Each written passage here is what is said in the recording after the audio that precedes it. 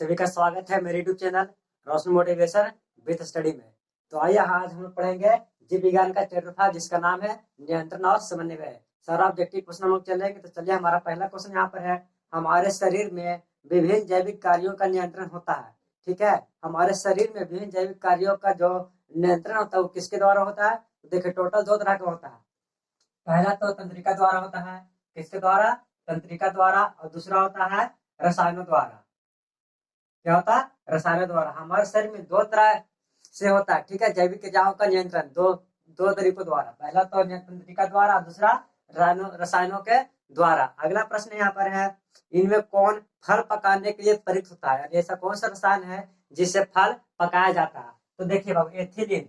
Ethylene जो है ना एक ऐसा रसायन है जो ये फल को जल्दी से पका देता है। पूछे एग्जाम में फल पकाने वाले रसायन का क्या नाम है? हम मारेंगे टिकट में एथिलीन। क्या करेंगे? एथिलीन में टिकट करके चले आएंगे।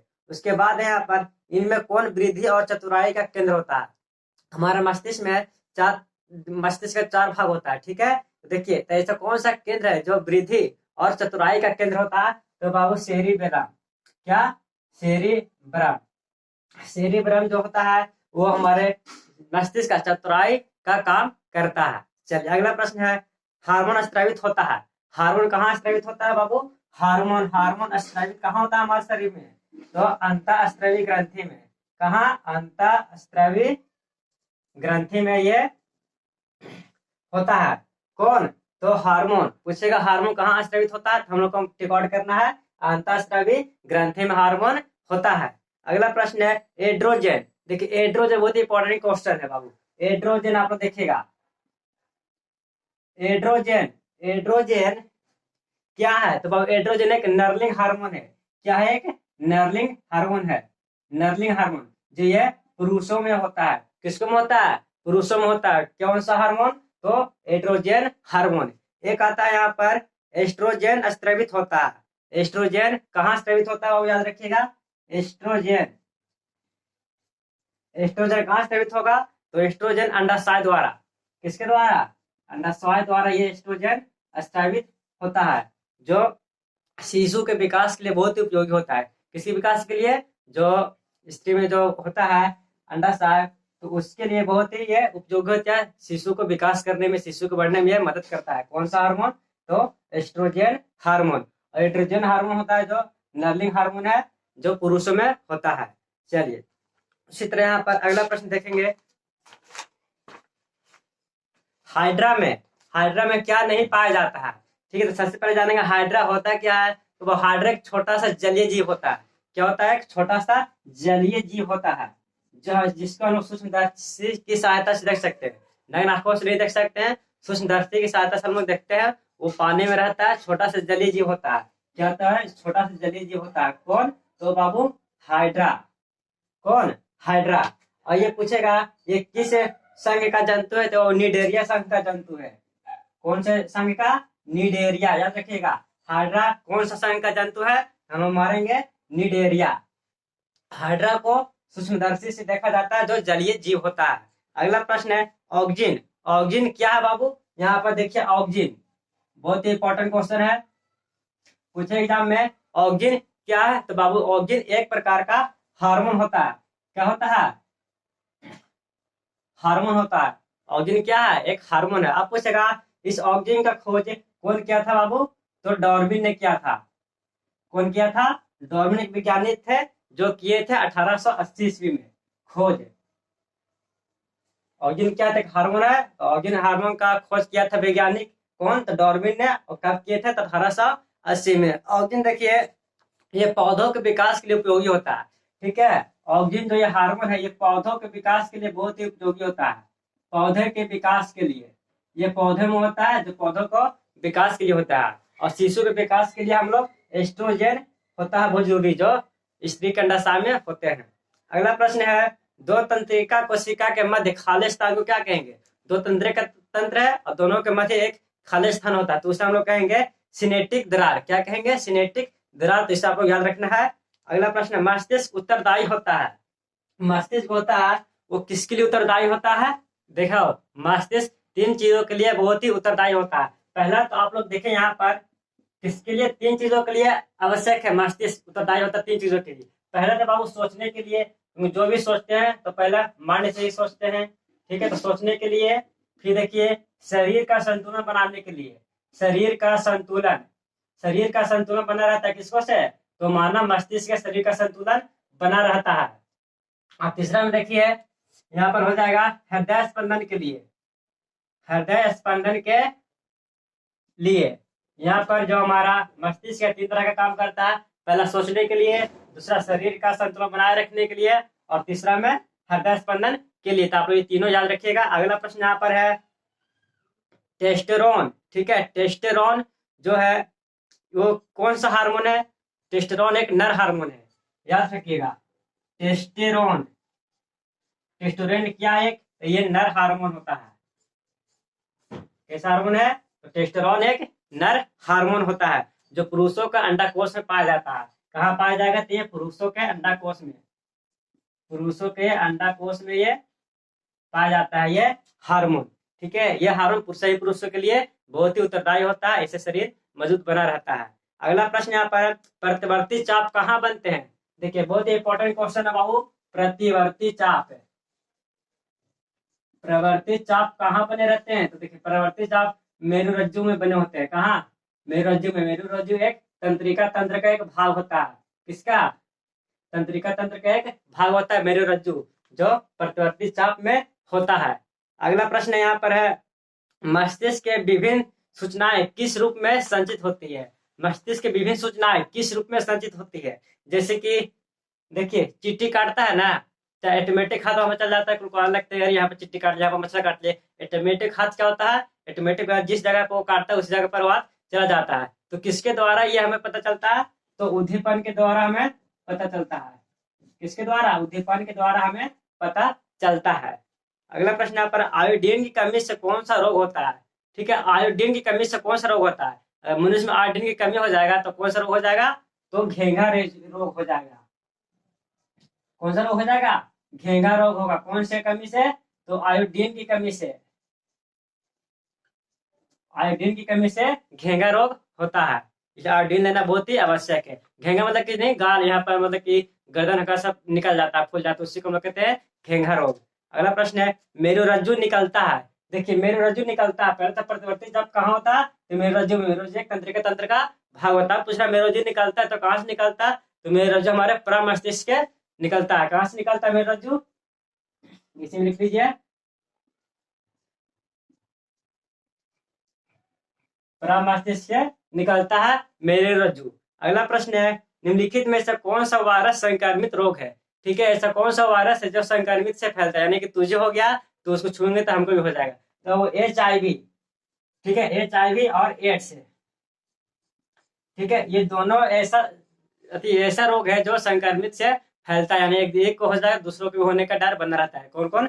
HIV और एड्स। ये क्वेश्चन एकदम पूछेगा, इसको 3 स्टार मार लीजिए, ठीक है। पूछेगा निम्नलिखित में से कौन सा रोग संक्रमित रोग है, तो मारना HIV और एड्स मारेंगे, ठीक है। कोई दिक्कत? वीडियो को लाइक शेयर कर दीजिए।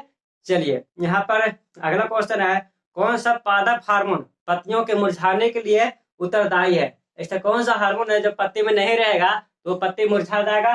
तभी बताए थे कौन सा हार्मोन? तो ऑक्सिन, बताए थे ना बाबू, ऑक्सिन रहेगा। ऑक्सिन नहीं रहेगा पेड़ की पत्तियों में तो पेड़ के पत्ती का विकास नहीं होगा, सारा पत्ता मुरझा जाएगा। इसलिए पेड़ पौधे में कौन सा हार्मोन होता है?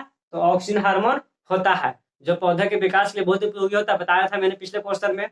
अगला प्रश्न यहाँ पर है रच्छी कोशिकाएं पाई जाती है, ठीक है, रच्छी कोशिकाएं, रच्छी कोशिकाएं बाबू, रच्छी कोशिकाएं, रच्छी कोशिकाएं पाई जाती है। रच्छी कोशिकाएं कहाँ पाई जाएगी? तो पेड़ के पत्तियों में पाई जाती है। कहाँ? पेड़ के पत्तियों में। पेड़ के पत्ते देखते हैं बीच जो छिद्र रहता है जिसे हम लोग रंध्र बोलते हैं, तो उसी जगह पर ये रच्छी कोशिकाएं पाई जाती है। कहाँ पर? जो पेड़ के पत्ते देखते होंगे, देखिए पेड़ के पत्ते ऐसे रहता है ना, तो छिद्र छिद्र रहता है, छिद्र छिद्र, उसी की जगह पर ये रच्छी कोशिकाएं पाई जाती है। इसी छिद्र को हम बोलते हैं रंध्र। क्या बोलते हैं? रंध्र बोलते हैं उसी छिद्र को जो पेड़ में के पत्तियों में छिद्र रहता है, उसी जगह पर पाया जाता है रच्छी कोशिकाएं। तो आप लोग इसे याद रखिएगा, बहुत ही इंपॉर्टेंट क्वेश्चन है। अगला प्रश्न है हार्मोन शब्द का सर्वप्रथम प्रतिपादन किसने किया था? हार्मोन शब्द का प्रतिपादन आप लोग कमेंट बताइए, ये हार्मोन शब्द का प्रतिपादन कौन वैज्ञानिक किए थे? तो स्टालिंग ने। कौन किए थे? देखिए यहाँ पर स्टालिंग, स्टालिन ने किए थे। ये क्या किए थे? हार्मोन शब्द का प्रतिपादन, यानी कि हार्मोन शब्द का खोज कोई वैज्ञानिक किए थे? तो स्टालिन ने किए थे। ठीक है, चलिए अगला प्रश्न यहाँ पर है, निम्नलिखित में कौन सा मास्टर ग्रंथि कहलाता है? ठीक है, मास्टर ग्रंथि पूछ रहा है यहाँ पर बाबू, याद रखिएगा, बहुत ही इंपॉर्टेंट क्वेश्चन है। मास्टर ग्रंथि, मास्टर ग्रंथि कौन कहलाता है? तो बाबू देखिए, ग्रंथि बहुत तरह के होता है, ये हम दीर्घ उत्तरीय जब प्रश्न करवाएंगे उसमें हम आपको बताएंगे कि ग्रंथि कितने तरह के होते हैं, कौन कौन ग्रंथि क्या होता है, इसका क्या कार्य होता है। तो सबसे पहले जाने हम लोग मास्टर ग्रंथि किसे कहते हैं बाबू? तो पिट्यूटरी ग्रंथि को कहते हैं। इसे कहते हैं पिट्यूटरी ग्रंथि को हम लोग मास्टर ग्रंथि के नाम से जानते हैं। बहुत ही इंपॉर्टेंट क्वेश्चन है, इसको स्टार मार लीजिए। ठीक है, मास्टर ग्रंथि को हम लोग पिट्यूटरी ग्रंथि कहते हैं। चलिए अगला प्रश्न यहाँ पर है, मानव खोपड़ी का वह भाग जहाँ मस्तिष्क स्थित होता है। ठीक है, हमारा शरीर का कौन सा भाग है जहाँ मस्तिष्क स्थित होता है? मस्तिष्क माने दिमाग को हमारे शरीर के कौन सा अंग में वो स्थित होता है? तो देखिए बाबू, क्रेनियम में। कहा बाबू? क्रेनियम। क्रेनियम एक ऐसा हमारा शरीर का भाग है जहां पर हमारा जो मस्तिष्क है यानी दिमाग है वो स्थित रहता है। ठीक है, खोपड़ी का स्थित रहता है कहाँ पर? क्रेनियम में हमारा ये मस्तिष्क स्थित रहता है। एग्जाम में पूछेगा मानव शरीर में मस्तिष्क कहाँ स्थित रहता है, तो हम लोग रिकॉर्ड करते हैं कहाँ? क्रोमियम में रिकॉर्ड करके चले आना है। अगला प्रश्न यहाँ पर है, मानव मस्तिष्क में कितने जोड़ी कपाल तंत्रिकाएं होती है? ठीक है, कपाल तंत्रिकाएं पूछे है ना यहाँ पर, कपाल तंत्रिकाएं, कितनी जोड़ी कपाल तंत्रिकाएं होती है हमारे मानव मस्तिष्क में? ठीक है, मानव मस्तिष्क में कपाल तंत्रिकाएं की जोड़ी पूछ रहा है, तो बाबू जोड़ी हो जाएगा 12। ठीक है, 12 जोड़ी कपाल तंत्रिकाएं हमारे मानव मस्तिष्क में होते हैं। चलिए, वीडियो अच्छा लग रहा है तो लाइक कर दीजिए, बहुत ही इंपॉर्टेंट क्वेश्चन यहाँ पर ये हम आपको बता रहे हैं। कपाल तंत्रिकाएं एग्जाम में हर बार पूछता, इस बार भी पूछ सकता, तो याद रखिएगा 12 जोड़ी तंत्रिकाएं कपाल तंत्रिकाएं होती है हमारे मानव मस्तिष्क में। अगला प्रश्न यहाँ पर है, गैस के रूप में पाए जाने वाला हार्मोन। ठीक है, ऐसा कौन सा हार्मोन है जो हमारे शरीर में गैस के रूप में होता है? ठीक है, गैस के रूप में बाबू याद रखिएगा, गैस के रूप में पाए जाने वाला हार्मोन, पाए जाने वाला हार्मोन मतलब कि ऐसा कौन सा हार्मोन है जो हमारे शरीर में गैस के रूप में होता है? तो बाबू एथिलीन। क्या बाबू? एथिलीन। एथिलीन जो एक ऐसा गैस है जो हमारे शरीर में पाया जाता है। ठीक है, गैस के रूप में होता है ये हार्मोन। कैसा हार्मोन है? तो ये गैस के रूप में हमारे शरीर में पाया जाता है। कहते नहीं कि यार बहुत पेट में गैस बन गया है, तो हार्मोन होता है। कौन सा हार्मोन होता है? तो वो एथिलीन हार्मोन के कारण हमारे शरीर में होता है। ठीक है, गैस के रूप में होता है। तो एथिलीन एक हार्मोन होता है जो गैस के रूप में हमारे शरीर में होता है, भूलिएगा नहीं। चलिए अगला प्रश्न यहाँ पर है, मानव मस्तिष्क का औसतन भार, सभी को पता है, कमेंट कीजिए मानव मस्तिष्क का भार कितना होता है, जल्दी से कमेंट कीजिए मानव मस्तिष्क का भार। ठीक है, मस्तिष्क का भार कितना होता है? मस्तिष्क का भार कितना होता है बाबू? तो 1450 ग्राम। कितना होता है? 1450 ग्राम। इंपॉर्टेंट है, इसको 3 स्टार मार लीजिए। क्लास में एग्जाम में हर बार पूछेगा बाबू, मानव मस्तिष्क का भार 1450 ग्राम होते हैं। हम भी जब टेस्ट लेंगे तो आप लोगों से पूछेंगे कि मानव मस्तिष्क का भार कितना होता है? 1450 ग्राम। एक क्वेश्चन मैंने आपको बता दिया है, तो याद रखिएगा। ठीक है, मानव मस्तिष्क का भार कितना होता है? बिहार बोर्ड एग्जाम में बहुत ही इंपॉर्टेंट क्वेश्चन है ये। तो 1450 ग्राम होता है हमारा मानव मस्तिष्क का जो भार होता है। कितना? तो 1450 ग्राम। अगला प्रश्न यहाँ पर है, मंद बुद्धि के व्यक्ति में क्या पाया जाता है? ठीक है, मंद बुद्धि व्यक्ति यानी कि जिसके पास बुद्धि नहीं होता है, उसको जो मन करता है वही करता है। को बुद्धि लक्षण उच्छन है नहीं करते, कहते ना कि लूर लक्षण है ये नहीं है, तो मतलब कि क्या क्या कमी होता है, जो वो होता है मंद बुद्धि कहलाता है। तो मंद बुद्धि व्यक्ति में कौन कौन से लक्षण होता है, जैसे हम लोग उसे मंद बुद्धि कहते हैं। तो देखिए यहाँ पर मंद बुद्धि व्यक्ति में देखिए सेरिब्रम का औसतन यहाँ पर लिख देता है, आप लोग ध्यान दीजिएगा। देखिए पहला यहाँ सेरिब्रम का औसतन से छोटा होना। ठीक है, मानव मस्तिष्क में 4 भाग होता है, बताए थे ना। सेरिब्रम का छोटा होना, छोटा होना। दूसरा यहाँ पर है आपके सामने सेरिब्रम का कम विकसित होना। ठीक है, सेरिब्रम का कम विकसित होना। यहाँ पर तीसरा दिया गया है गायरस और सर्कस का कम विकसित होना। ठीक है ना, गार्पस का